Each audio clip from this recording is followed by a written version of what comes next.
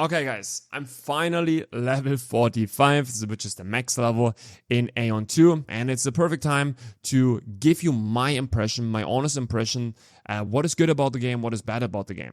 And I talked yesterday also to my Twitch chat, and we gathered a lot of good points about the game, but we also gathered a lot of negatives about the game. And I thought let's just go through them.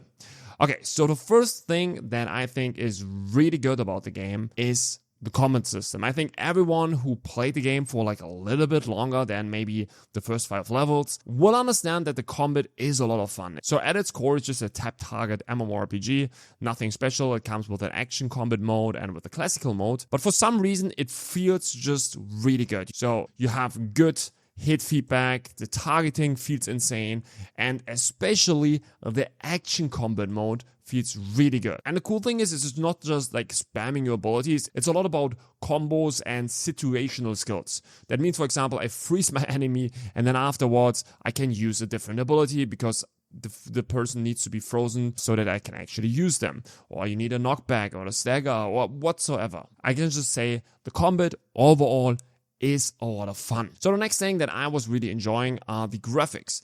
Of course, not everyone is enjoying that, but for me personally, this is like the perfect style for an MMORPG, especially if you're like fighting some bosses in certain dungeons. The atmosphere and the vibes that these graphics give you is exactly what I want to experience in an MMORPG. I know not everyone will like that. This is my personal style, but I'm really enjoying it. But I have to say here, this is on the same side, it's also a negative because sometimes the game does not look too good. Okay, you fight, for example, a boss and you look at the boss and it fits perfectly. Everything looks really good. Like also his model to the environment, perfect. But then you look on this character here and it feels like it's not fitting completely. I'm not sure what it is. Maybe it's also just the name and the HP bar over the head. I don't know.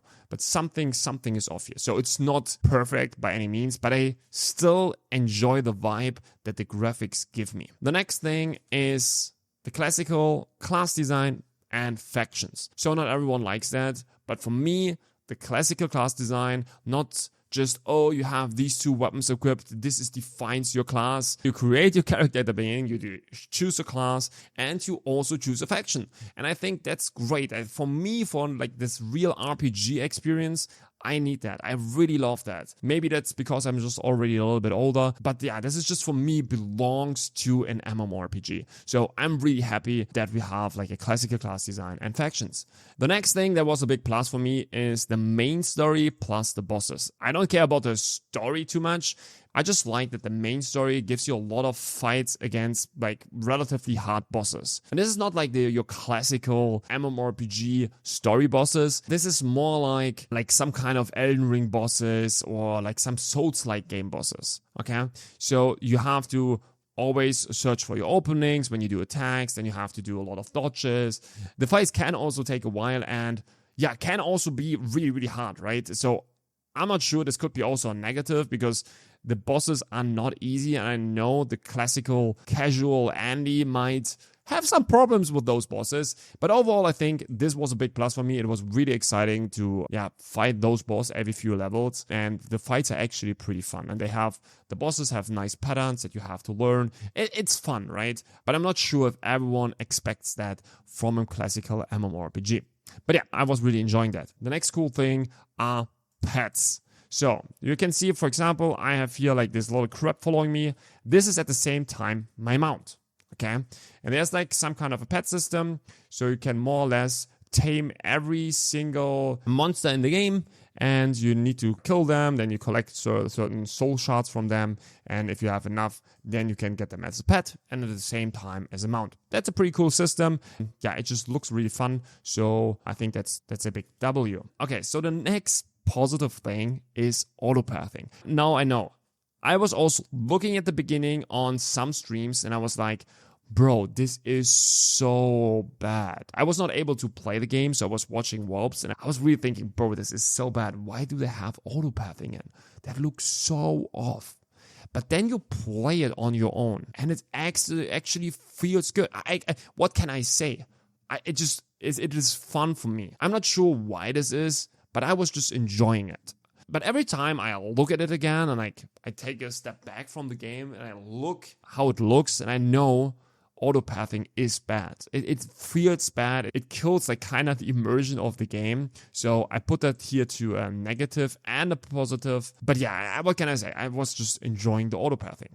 Okay, but then the last good thing about this game that I have so far experienced is that it's new. It's always fun to play something that is completely new. Doing new dungeons, finding out how the stuff works and so on. It's just overall fun. So that's why this part is for sure something that keeps me also playing and is something that I enjoy. Okay, so we talked about the pros. Now let's talk about the cons. First of all, autopathing. We talked about that, clear. Second, monetization. So Aeon 2 comes with 2 subscriptions. One is kind of mandatory, and the second one is like for more content. You have more dungeon runs and stuff like this. And then on top of that, you have battle passes. And then on top of that, you have your classical premium currency, which you can exchange to the main gold currency, right? Which you need for pretty much everything in the game. So there is just straight up a lot of pay to win to it. But like a lot of people come to my chat, and I was playing Throne Liberty before, and people were telling me, oh, this is way worse than Throne Liberty. And I would just partly agree, because you are not forced to buy every single subscription or battle pass in this game. If you want to have maximum progression and whatsoever, you probably want to do that, but you don't have to do that. Because at the same time, it would mean you could just go into Throne Liberty and just say, yeah, you just can buy more Lucent and buy every single item that you need for your progression, right? But this game is just like packaging that for you, and you feel like that you are forced to buy that. I totally agree that this monetization is really, really bad, but at the same time, we are not sure right now how accessible it is as a free-to-play player. How much of these subs do you actually need? Is there a way to also play this game fully free-to-play? We don't know. Maybe this game will be even better to play free-to-play than Throne Liberty. We don't know. We just simply don't know yet. Then the next thing is the UI. So this is like a lot of people that just watching the stream will see and will notice the UI looks a little bit mobile-ish.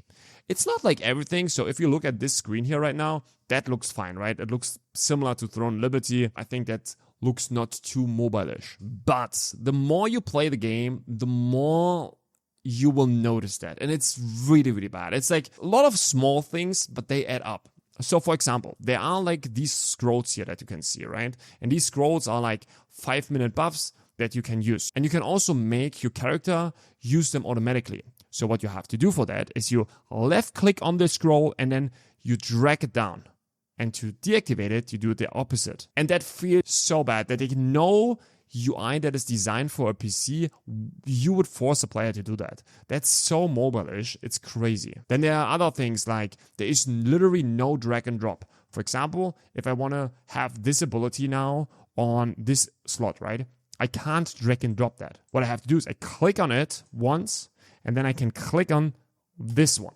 And then it replaces that. It's just small things, right? Another really good example is the storage. So if you have the premium subscription, then you can store items from everywhere. Let me close that real quick. So what you can do is, like usually you would expect, okay, I can just drag and drop items from here, from my inventory to my storage.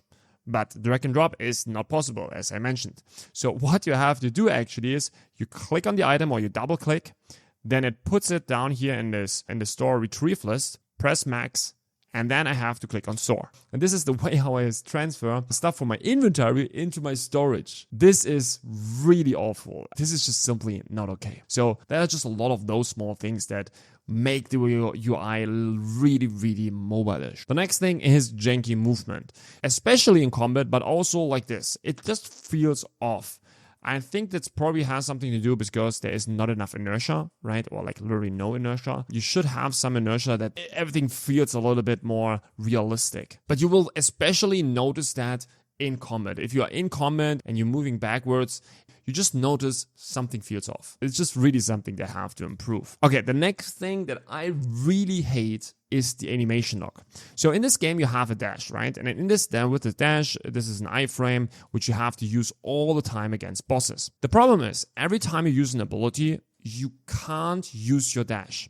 So that means you channel like this firestorm here, which is just like you shoot like a few fireballs on your enemy. But in this moment, I can't use my dash, and I also can't cancel this ability. And this makes the combat really slow sometimes, and I don't like that, because I always need to wait, okay, till the boss is doing his mechanic, and then I need to wait for my window and use my abilities. Sure, that might be good for some games, but in this case, it makes the combat just feel really slow. Okay, so I don't like this. I think it doesn't fit into this game. Some people might like that. I think it's just really, really bad. Of course, on top of that, we are playing with ping, so you will notice that even more. But yeah, I think you should be able to cancel every ability. I personally think that always feels a lot better. The next thing that I have to say, the world feels pretty empty. So the world looks often really nice, but often there are just like, I don't know, some monsters, some resources, and that's it. There's not like crazy reasoning for you to go out and discover the world, right? At least I haven't noticed that yet. So I think for an MMORPG to feel really alive, you need to have a nice open world, and you want your players to discover that, right? If you don't have that in an MMORPG, yeah, I think you're missing a little bit something. But yeah, overall, the world feels pretty empty. Then one big thing that for me, at my current state, okay, take it with a grain of salt, but my current state, I think the game is lacking on depth in pretty much every system. It doesn't matter if we are talking about gathering and crafting, or on skill specializations. And yeah, all of this feels kind of basic. So for example, every class comes with 8 set skills. So these are the 4 here on the left and the 4 here on the right. These are set skills. And then you have like some stigma skills. These are 4 abilities where you can choose 12 out of those. But that's also about it for your skills. Of course, you can a little bit individualize certain abilities with certain effects, which is nice. But this is not enough for an MMORPG. This is by far not enough. There are, of course, ways to upgrade the abilities to certain skill trees and so on, but the abilities are not getting new effects here. You're just leveling up the abilities. And yeah, this all feels like just too basic. And the more I play it, the more it feels like, yeah, we also want the players on mobile to be able to play and understand the game. So let's make it not too complicated, because you want to play that also on mobile. But the problem is you will not be able to play this game really on mobile. You have so many different abilities. You have potions that you have to use. You have a dodge roll that you have to use.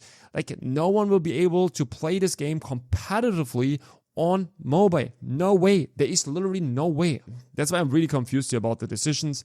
Maybe I'm wrong. As soon as we're getting now really into the late game, we're starting to understand how all the systems work, how the crafting really works. As soon as we understand that completely, we will get a better picture of everything. Yeah, I have just a really bad feeling that this game might lack on overall depth, and especially on character customization.